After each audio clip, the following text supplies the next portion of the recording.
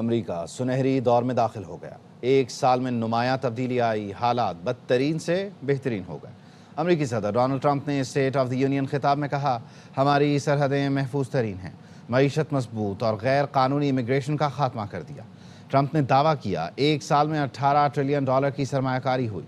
Joe Biden کے 4 سال میں $1 ٹریلین کی سرمایہ کاری ہی ہوئی تھی۔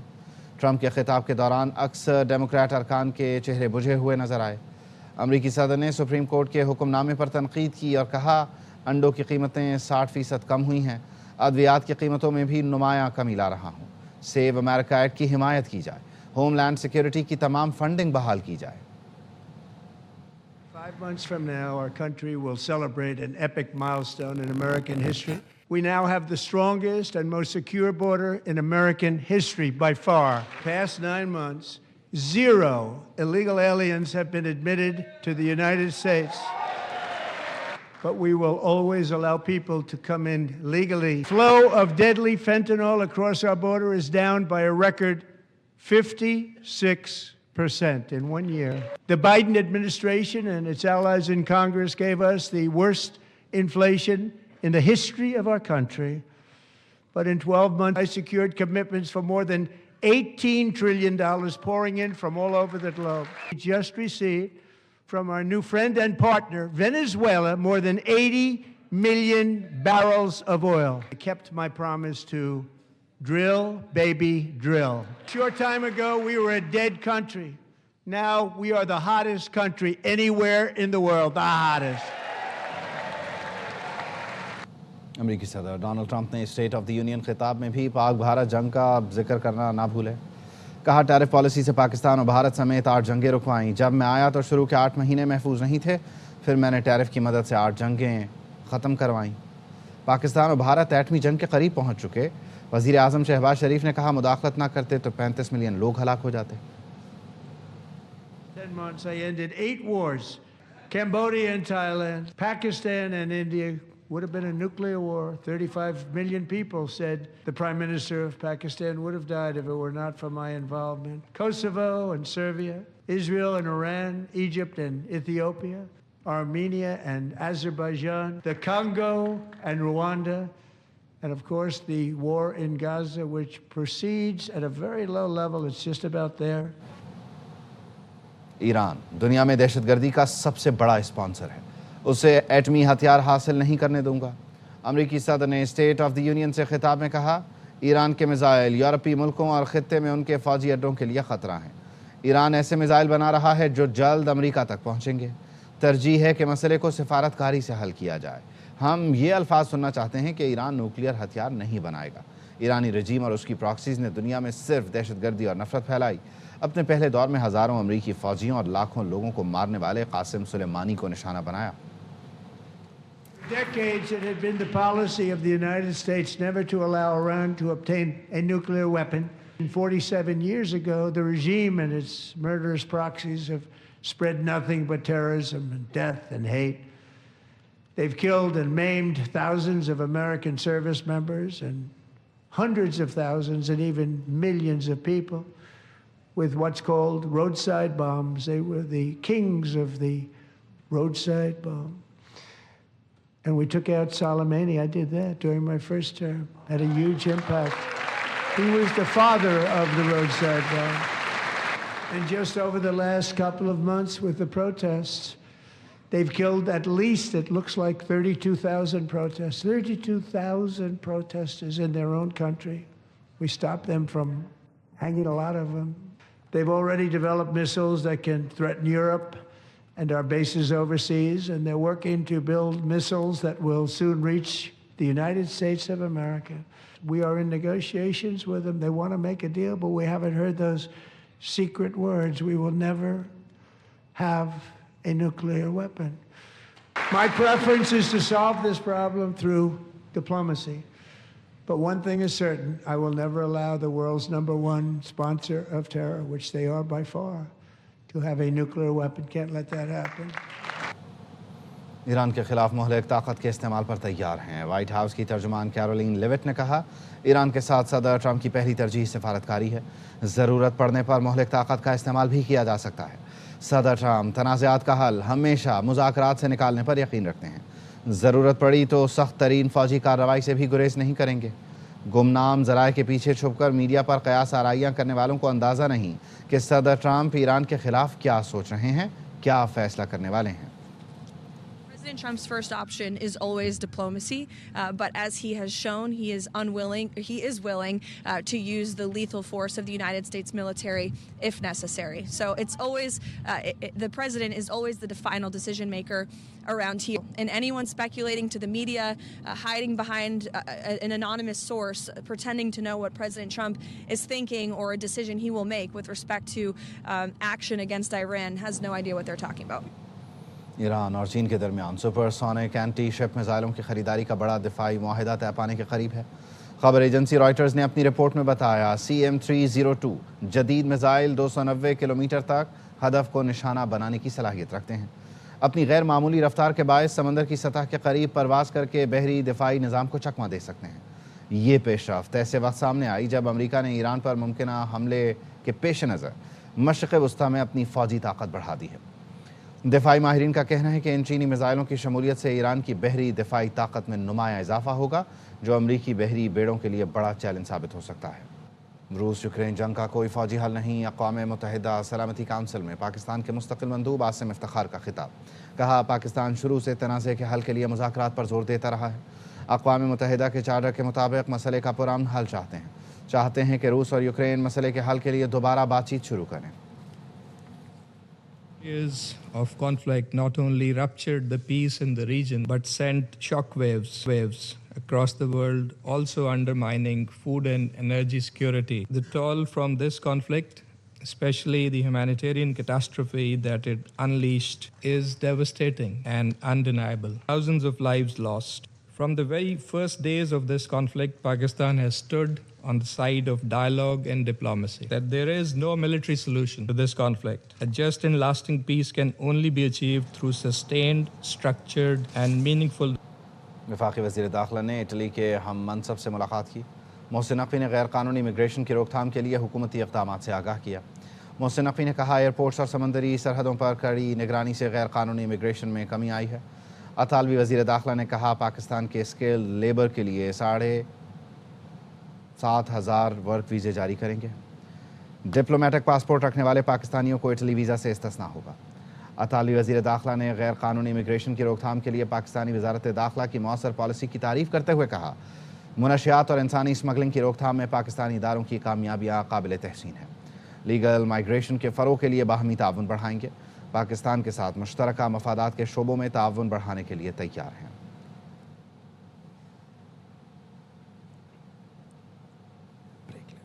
وزیر اعظم شہباز شریف اور قطر کے امیر شیخ تمیم بن حمد آل ثانی کی ملاقات ہوئی۔ نائب وزیر اعظم اسحاق ڈار اور chief of defence forces field marshal Syed Asim Munir بھی دوحہ میں ہونے والی ملاقات میں شریک تھے۔ وزیر اعظم نے امیر قطر کو پاکستان کے دورے کی دعوت دی، جسے امیر قطر نے بخوشی قبول کر لیا۔ امیر قطر شیخ تمیم بن حمد آل ثانی کا دورہ پاکستان رواں سال ہی ہوگا۔ ملاقات میں دو طرفہ تعلقات کے تمام پہلوؤں کا جائزہ لیا گیا۔ پاکستان اور قطر میں برادرانہ تعلقات کو مزید مضبوط بنانے کے لیے مشترکہ عزم کا اعادہ۔ باہمی دلچسپی کے تمام شعبوں میں تعاون بڑھانے کی اہمیت پر زور دیا گیا۔ امیر قطر شیخ تمیم بن حمد آل ثانی نے اقتصادی شراکت داری کو اعلیٰ اسٹریٹجک سطح تک بڑھانے کے عزم کا اعادہ کیا۔ دونوں رہنماؤں نے مذاکرات، سفارتکاری اور تنازعات کے پرامن حل کی اہمیت پر زور دیا۔ پاکستان اور قطر کے درمیان اہم علاقائی مسائل پر قریبی روابط برقرار رکھنے پر اتفاق ہوا۔ یہ دورہ پاکستان اور قطر کی مضبوط شراکت داری کو مزید مستحکم کرنے، سیاسی تعلقات کو اقتصادی نتائج میں تبدیل کرنے کے مشترکہ عزم کا عکاس ہے۔ قطر کا دورہ مکمل کر کے وزیر اعظم وطن واپس پہنچ گئے۔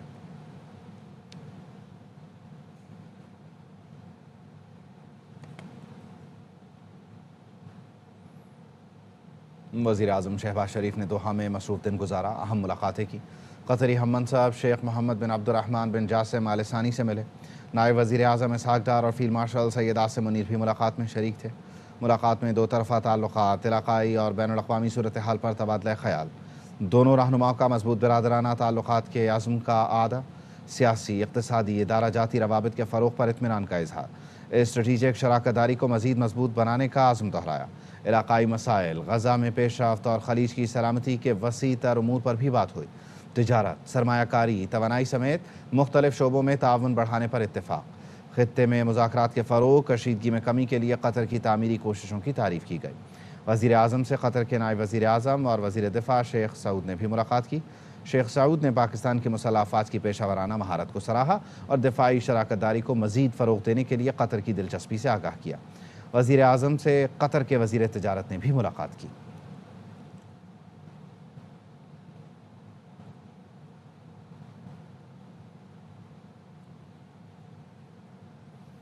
راولپنڈی کے تھانہ چکلالہ اور تھانہ نیو ٹاؤن پولیس نے 4 افغان باشندوں کو گرفتار کر لیا ہے۔ تفصیل کیا ہے بابر ملک بتائیں گے۔ جی بابر۔ جی ہاں، راولپنڈی، اسلام آباد اور گرد و نواح کے علاقوں میں گزشتہ 6 روز سے پولیس، قانون نافذ کرنے والے اداروں اور دیگر اداروں کا مشترکہ کومبنگ آپریشن جاری ہے۔ یہی وجہ ہے کہ راولپنڈی کے مذکورہ دونوں تھانوں کی حدود سے 4 افغان باشندے حراست میں لیے گئے ہیں۔ ان حراست میں لیے جانے والے باشندوں کے پاس جو ویزا تھا وہ ایکسپائر تھا، کوئی دستاویزات بھی موجود نہیں تھی۔ فی الحال ان کو انڈر کسٹڈی لے کے بغیر دستاویزات کے مقیم ناز اللہ کو بھی گرفتار کیا گیا۔ حراست میں لیے گئے 23 سالہ دیپا اور 16 سالہ پیسا اور 19 سالہ عبداللہ شامل ہیں۔ مزید کارروائی کے لیے متعلقہ حکام کے حوالے کر دیا گیا ہے۔ راولپنڈی اور اسلام آباد میں کومبنگ سرچ آپریشن کا سلسلہ جاری ہے۔ جی بہت شکریہ۔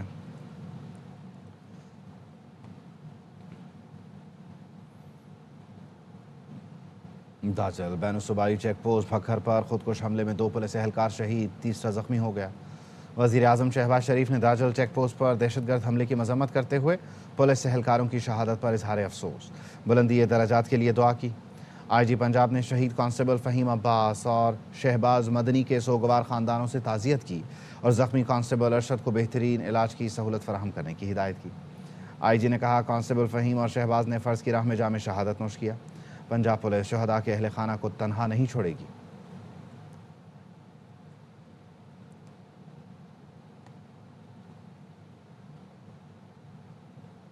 پی ٹی آئی کے لیے ڈیل یا ڈھیل کی کوئی گنجائش نہیں۔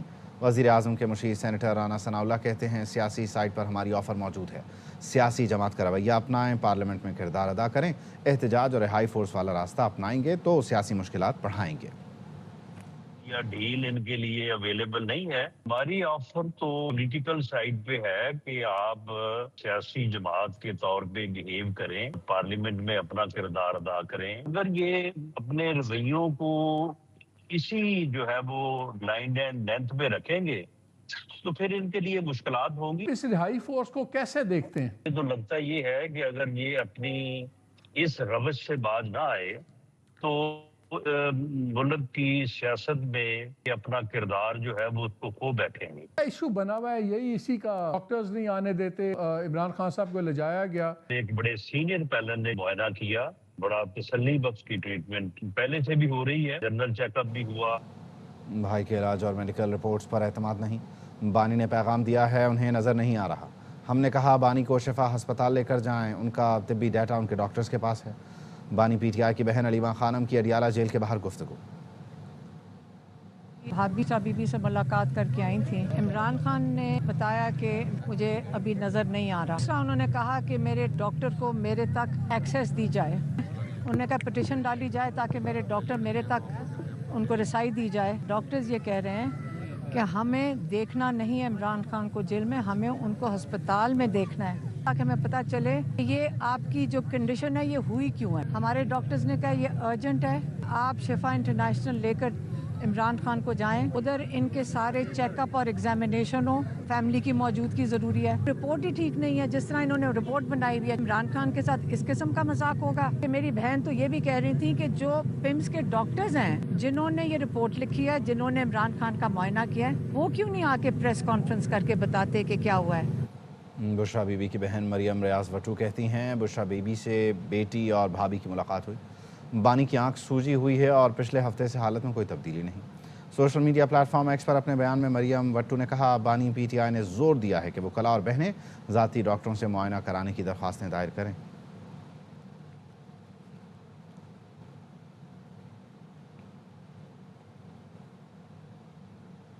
آئین کسی قیدی کو مرضی سے کسی کے پاس چیک اپ کی اجازت نہیں دیتا۔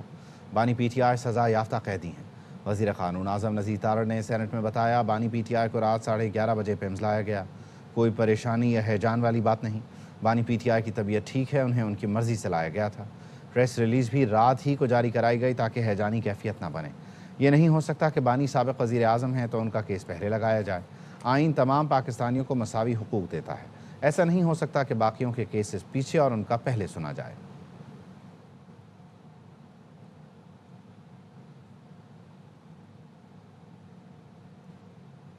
بانی پی ٹی آئی کی ہمشیرہ نورین نیازی نالے میں گر گئیں۔ اڈیالہ جیل کے قریب زیر تعمیر نالہ پار کر رہی تھی، ساتھ ہی کارکن نے ہاتھ آگے بڑھا، بانی کی بہن نے نالے کی سپورٹ میں لگے ڈنڈے پر پاؤں رکھا تو ڈنڈا گر گیا۔ نورین نیازی خود کو سنبھال نہ پائیں، نالے میں گریں تو ہاتھ دینے والی کارکن بھی ساتھ ہی گر پڑی اور سامنے دیوار سے جا ٹکرائیں۔ ہاتھ دینے والی خاتون کو زیادہ چوٹیں آئیں جن کو فوری طب امداد کے لیے ہسپتال منتقل کر دیا گیا۔ کارکن نے نالے پر لگے تختے پر غصہ نکالا۔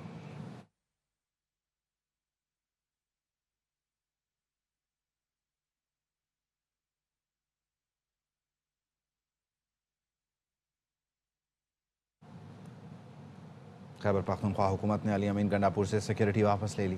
سابق وزیر اعلیٰ کہتے ہیں چیف سیکیورٹی افسر کے حکم پر سیکیورٹی واپس لی گئی، بتایا گیا اوپر سے آرڈر آیا ہے۔ تھریٹ الرٹس کے سبب سابق وزیر اعلیٰ کی حیثیت سے سیکیورٹی ملی تھی، میرے پاس ایک جیمر، 2 ڈبل کیبن اور ڈرائیور سمیت 14 افراد کا اسٹاف تھا۔ ڈی آئی خان دہشت گردی سے متاثرہ علاقہ ہے، پھر بھی سیکیورٹی واپس لی گئی، دوبارہ سیکیورٹی دی گئی تو نہیں لوں گا، اگر سی ایم ہاؤس میں گاڑیاں کم ہیں تو میں اپنی ذاتی گاڑیاں بھیج دوں گا۔ وزیر اعلیٰ سہیل آفریدی کے پریس سیکرٹری نے سیکیورٹی واپس لینے کی تردید کر دی، کہا علی امین گنڈاپور سے سیکیورٹی واپس نہیں لی گئی۔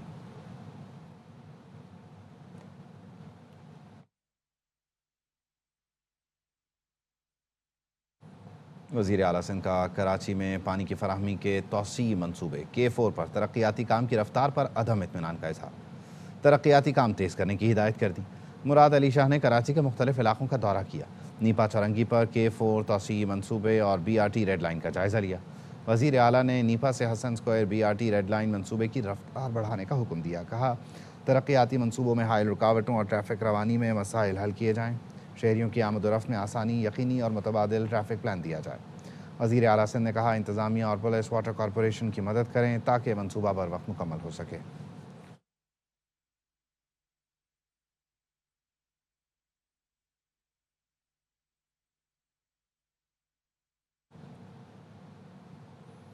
کراچی کے علاقے لیاری میں رینجرز اور SIU کی کارروائی، 2 ملزمان کو گرفتار کر لیا گیا۔ افضل خان ہمارے ساتھ ہیں، مزید وہ بتائیں گے۔ جی افضل۔